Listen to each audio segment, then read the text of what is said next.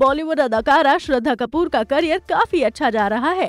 श्रद्धा कपूर अपनी आने वाली फिल्म हाफ गर्लफ्रेंड के प्रमोशन में बिजी हैं। हाल ही में उन्होंने बाजार मैगजीन के लिए फोटोशूट करवाया है, जिसमें उनका एक स्मोकिंग हॉट लुक सामने आया है। श्रद्धा कपूर की आगामी फिल्म हाफ गर्लफ्रेंड और हसीना जल्द ही रिलीज होंगी।